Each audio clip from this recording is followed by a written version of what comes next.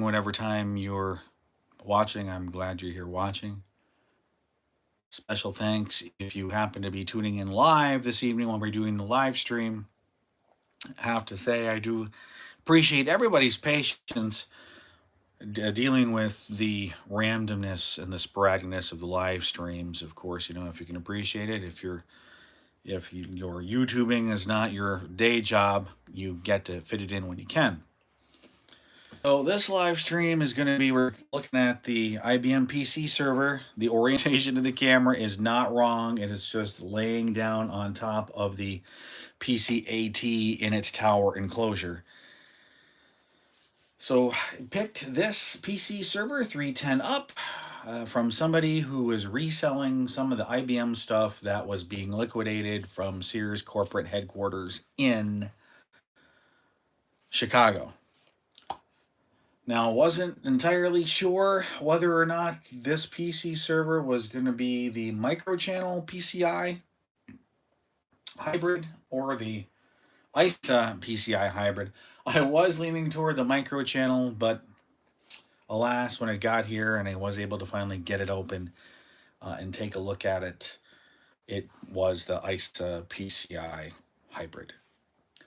So according to the personal systems reference, which does have the PC server 310 in it, this particular model, which is the 86390DT from the factory, was supposed to come with 32 megs of RAM, 800 meg SCSI hard disk, and SCSI CD-ROM drive. It's non-bootable optical disk, but this particular version, it was also supposed to come, I apologize, either with no NIC or you could get a EtherJet 10 base T ISA card. Instead, it has IBM 16x4 token ring ISA card.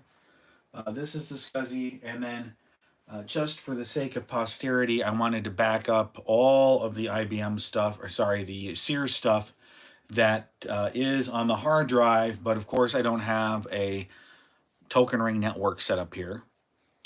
So tried finding some ISA network cards, either 3Com or IBM or Intel, and the kind of race was on looking to find something. I really should update that Star Trek calendar that's there. So I prefer to do backups using third-party tool. I'm a fan of Symantec Ghost. I do have a license for it, so that's what I kind of prefer to use.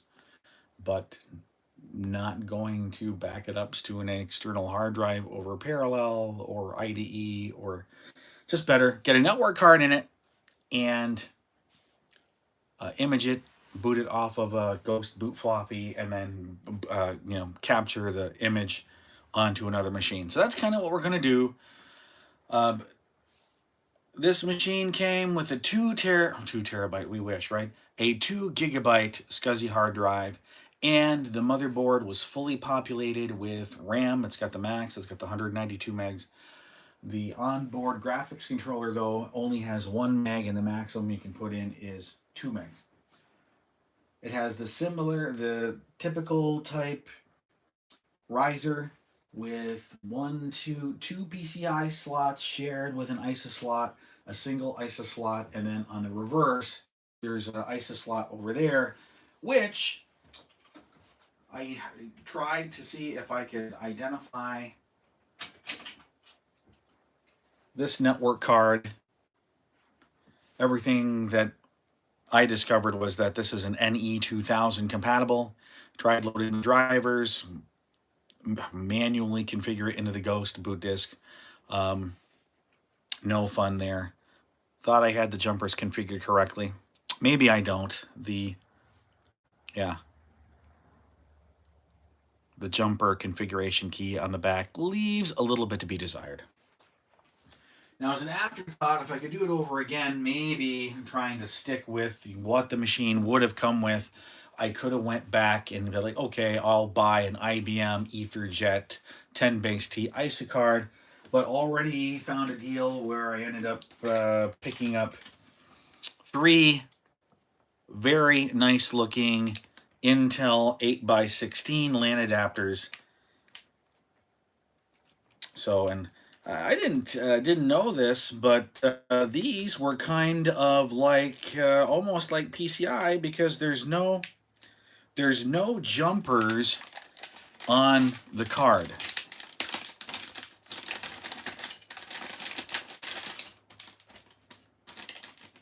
No jumpers at all. In fact, the only thing kind of removable on the card itself is the ROM socket, and of course none of these have got anything in it.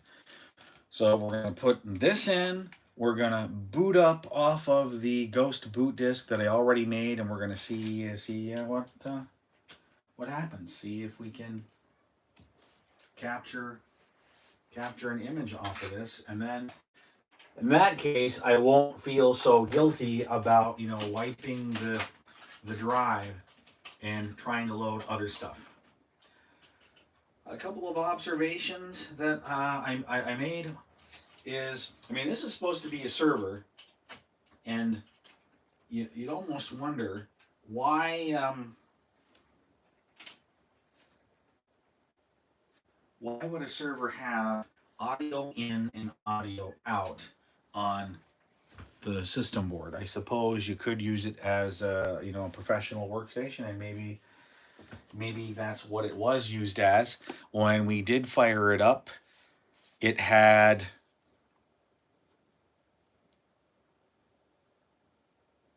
I didn't tell anybody because I didn't know I was going to do one. Although, if you go back to your messages, big crash yesterday, or oh yeah, tonight, I said I might do a live stream once I get the work stuff done, and the work stuff is, I believe, I'll have to check Teams later, is done. So, just going to do this real quick, try to get something in, hopefully, might be before 8 o'clock. But anyway, so this is what we're going to do. We've got the 16x4. I think I might take the 16x4 out. Just leave the 10 base T Intel card in there. That'll probably work better. Anyway. That way you're not chewing up valuable resources on a token ring card you're not going to end up using. Although, I suppose would make an interesting tweener machine if you had use this as a token ring Ethernet bridge.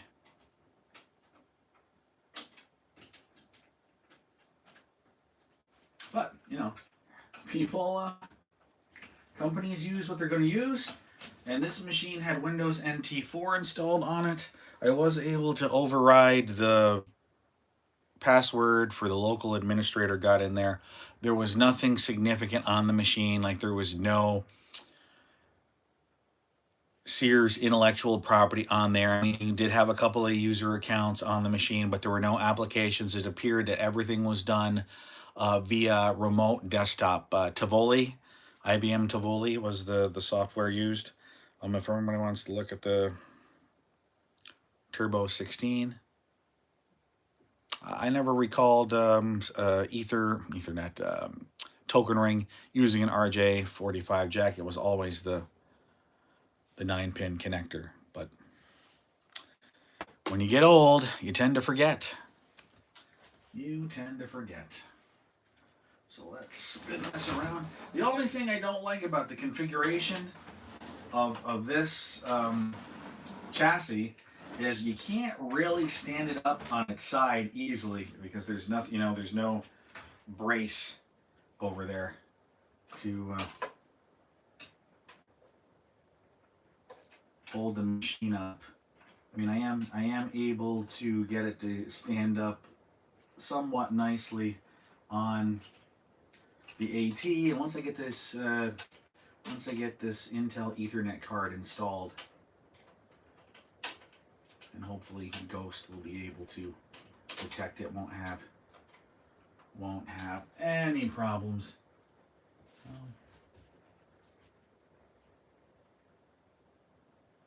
I think it started raining.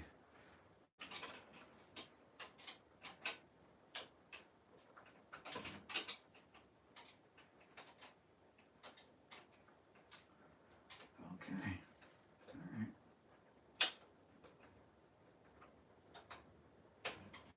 Perfect. All right. Well, try standing this up in a way so it's not going to fall down. I mean, this is the orientation of how it's supposed to look. Oh yes, the rain's coming down pretty good now. So that's how it's supposed to look. I've got the cover in the other room, and we'll take a... Whoops. Looking for our Ethernet. Coming in from the other room, we'll get this plugged in here. Hopefully.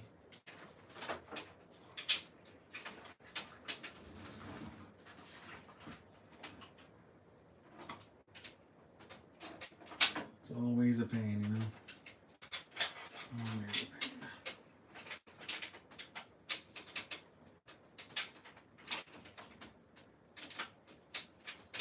Well, just flip it over on its side.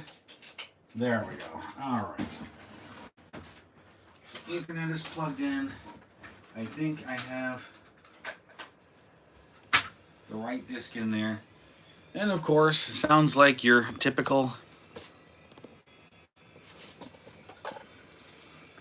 old IBM. Not as loud as an AT, but still pretty loud, if I say so myself. So we're gonna escape the memory test. So there you go, like 196 megs of RAM.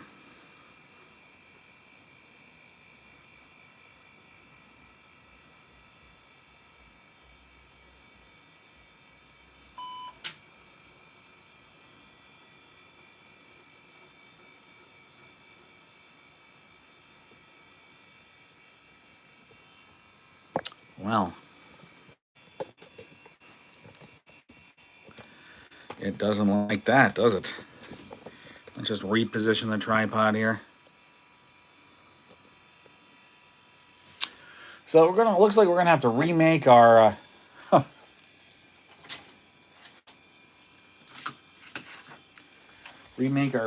Ghost boot disk. That won't take too long. Just a minute or so. So saying start again. Network disk. Gotta choose the network card. We cheat. We say it's Intel Ether Express Pro 10 ISA.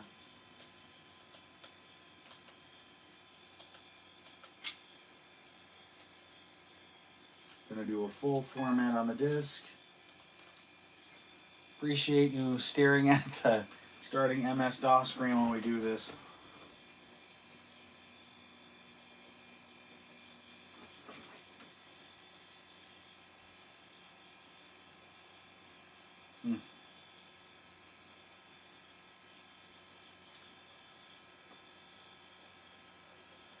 Nope.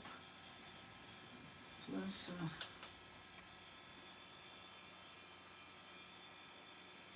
well, that's alright. Gonna have to find another high density disk in order to format.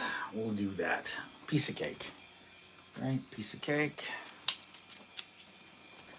If you remember from way back, verbatim disks were the cat's meow.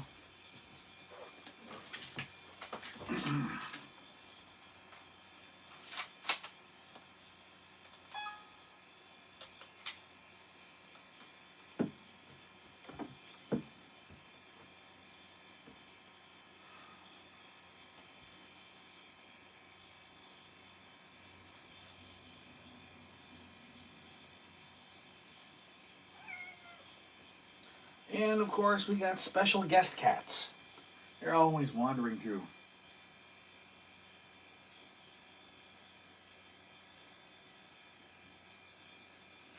what we can do to satisfy some of the curiosity while we're waiting, if it will respond to Control Alt Delete, and it will, while the Ghost boot disk is being made, we will check out some NT4. Now, I tried upgrading to Windows 2000 just so that I could get a list of hardware IDs in the device manager, but that wasn't the case in Windows 2000. You couldn't look up hardware IDs for installed devices in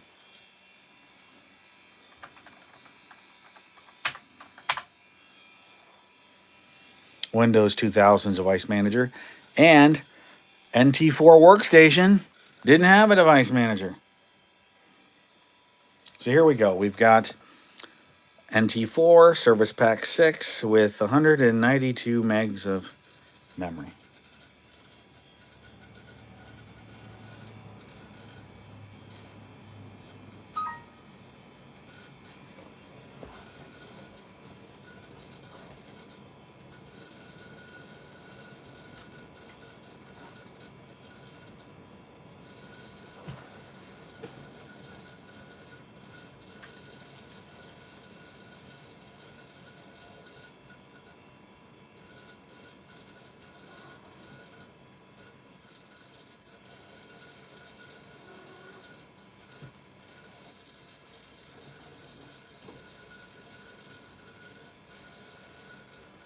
Pretty noisy hard drive, huh?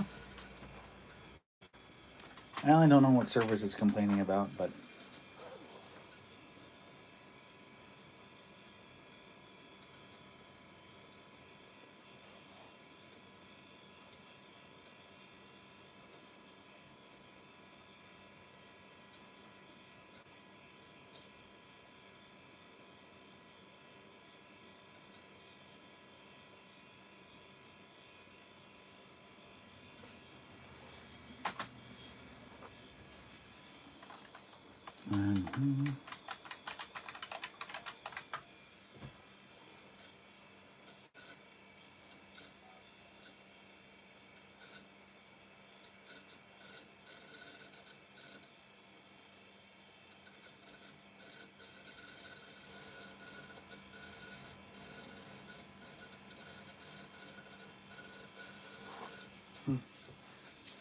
don't know what that's about. But anyway. So yes, this is essentially what came on it.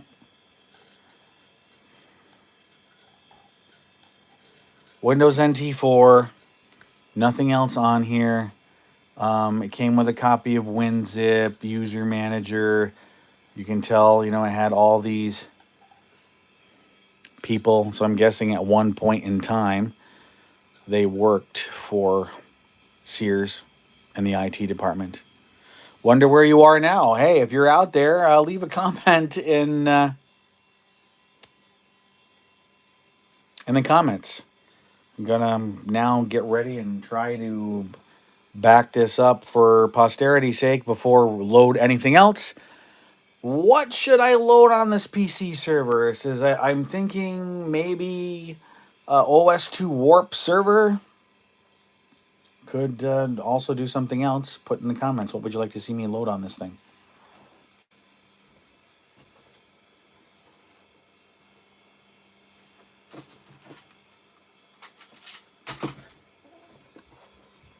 Okay, I'm going to put in the Ghost boot disk.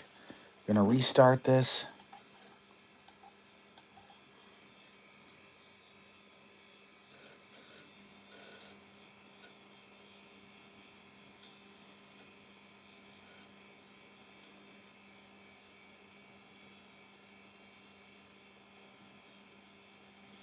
I don't think we could get Windows 95 to install on SCSI. Maybe we could.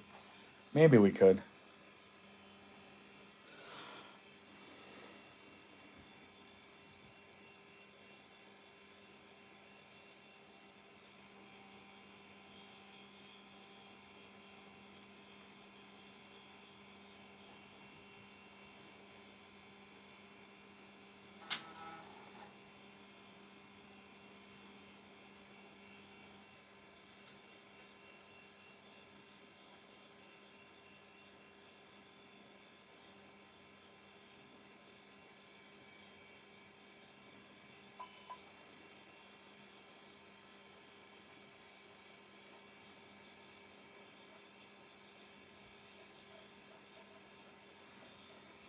Okay, we got the protocol manager. We've got the... Oh. An Ether Express Pro 10 was not found. An Ether Express 16 LAN adapter was found.